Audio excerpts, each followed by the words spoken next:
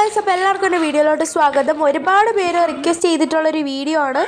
ഒരു ദിവസം കോഴിക്ക് കൊടുക്കാൻ പറ്റിയിട്ടുള്ള ആഹാരക്രമമാണ് ചോദിച്ചിട്ടുള്ളത്. ആദ്യം തന്നെ കുറച്ച് പഴം ഇരിക്കുന്നുണ്ടായിരുന്നു. അതിനെയൊക്കെ ചെറിയ ചെറിയ പീസൊക്കെ ആക്കിയിട്ട് നമ്മൾ രാവിലെ കോഴികൾക്ക് ബ്രേക്ക്ഫാസ്റ്റ് ആയിട്ട് കൊടുക്കുന്നുണ്ട്. ഫുഡ് കൊണ്ട് വന്നപ്പോഴത്തേക്കും കോഴികൾ അങ്ങോട്ടും ഇങ്ങോട്ടൊക്കെ കൂട്ടിനകത്ത് കിടന്ന് ഓടാൻ തുടങ്ങിയിട്ടുണ്ടായിരുന്നു. അങ്ങനെ നമ്മൾ പിന്നെ കോഴിക്കൂടൊക്കെ തുറന്ന് വിട്ടിട്ട് കോഴികളൊക്കെ വന്ന് നമ്മൾ പിന്നെ ആ ഒരു പഴമൊക്കെ കൊടുക്കുന്നുണ്ട്. അപ്പോൾ നിങ്ങൾക്ക് പറ്റുന്നുണ്ടെങ്കിൽ നിങ്ങൾ ഇതുപോലെ തന്നെ വെജിറ്റബിളിൻ്റെ വേസ്റ്റോ മറ്റോ ഒക്കെ ഇട്ട് കൊടുക്കാം. കോഴികൾ കുഞ്ഞായിരിക്കുമ്പോൾ തന്നെ നമ്മൾ ഓരോരോ ആഹാരങ്ങൾ കൊടുത്ത് ശീലിക്കണം കേട്ടോ.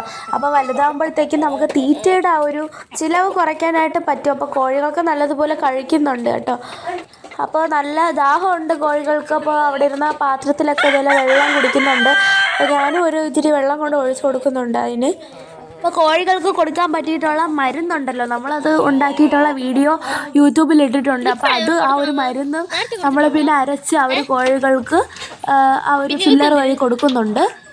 അപ്പോൾ ഈ ഒരു മരുന്ന് എങ്ങനെയൊക്കെയാണ് കൊടുക്കുന്നത്, കുഞ്ഞു കോഴികൾക്ക് എങ്ങനെ കൊടുക്കാം എന്നൊക്കെ ഉള്ള കാര്യങ്ങളൊക്കെ ഇട്ടിട്ടുണ്ട്.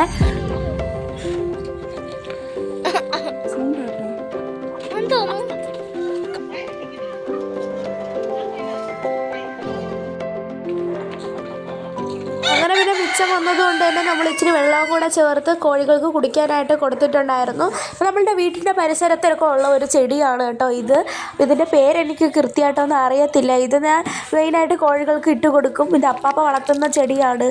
അപ്പോൾ നമ്മൾ കുറച്ചെടുക്കുന്നുള്ളൂ കോഴികൾക്ക് കൊടുക്കാനായിട്ട്.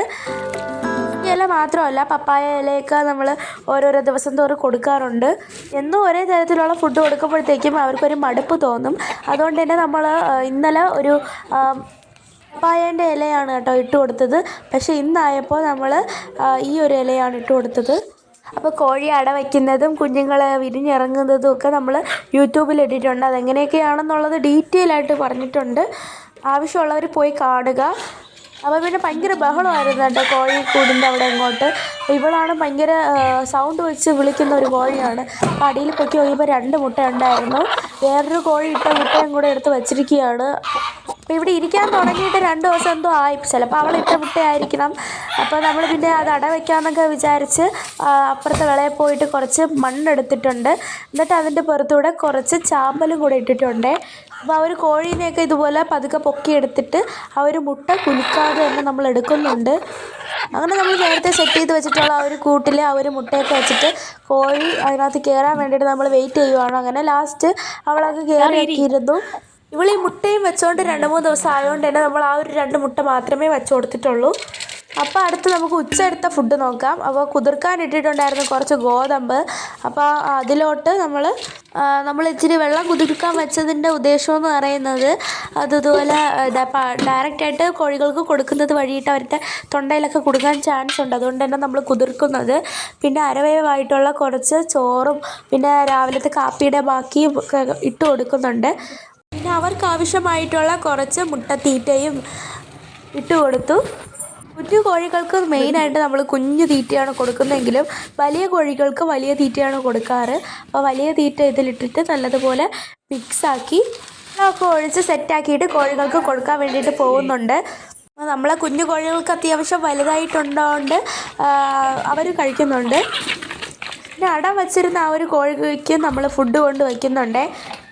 പിന്നെ നമ്മൾ കുറച്ച് വെള്ളം കൊടുക്കാമെന്ന് വിചാരിച്ച് ഞാനാണെങ്കിൽ ആ ഒരു മഗ്ഗിൽ കുറച്ച് വെള്ളം കൊണ്ട് ഒഴിച്ച് കൊടുക്കുന്നുണ്ട്. അപ്പോൾ ആ നല്ല അടയുള്ള ഒരു കോഴിയാണ് നമ്മൾ അട വെച്ചത്. പക്ഷേ അതാണെങ്കിൽ കഥ അടയ്ക്കാൻ പോയപ്പോഴത്തേക്കും അത് ഇറങ്ങി ഓടിയിട്ടുണ്ടായിരുന്നു. പിന്നെയാണ് നമ്മൾ മറ്റേ 2 മുട്ടയൊക്കെ വെച്ചുകൊണ്ടിരുന്ന ആ ഒരു കോഴി അട വെച്ചത് കേട്ടോ. ശേഷം കുറച്ച് വാഴത്തട നമ്മൾ അരിഞ്ഞിട്ട് കോഴികൾക്ക് കൊടുക്കാൻ വേണ്ടിയിട്ട് വയ്ക്കുന്നുണ്ട്.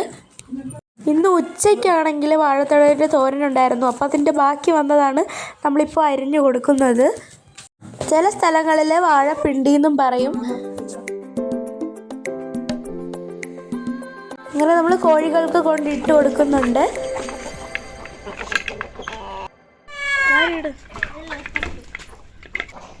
അപ്പം നമ്മൾ രാവിലെ അരിഞ്ഞു കൊടുത്ത ആ ഒരു പഴത്തിൻ്റെ ബാക്കി ഇരുന്നുകൊണ്ട് തന്നെ നമ്മൾ ഉച്ചയ്ക്കും ആ ഒരു പഴം കട്ട് ചെയ്തിട്ട് കോഴികൾക്ക് ഇട്ട് കൊടുക്കുന്നുണ്ട്.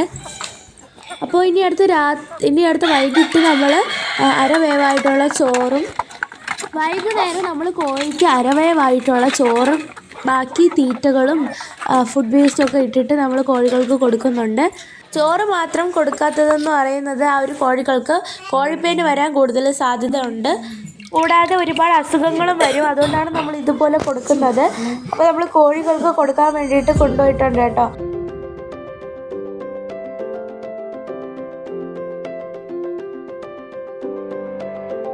ഒരു വൈകുന്നേരമൊക്കെ ആയപ്പോഴത്തേക്കും നമ്മൾ കുറച്ച് അരി ഇട്ട് കൊടുക്കുന്നുണ്ട് കഴിക്കാനായിട്ട്.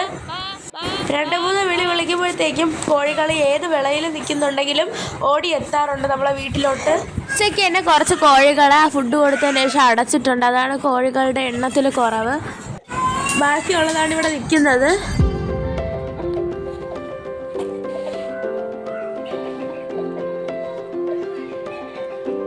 അപ്പോൾ എല്ലാവർക്കും ഇന്നത്തെ ഈ ഒരു വീഡിയോ ഇഷ്ടപ്പെട്ടെന്ന് വിചാരിക്കുന്നു.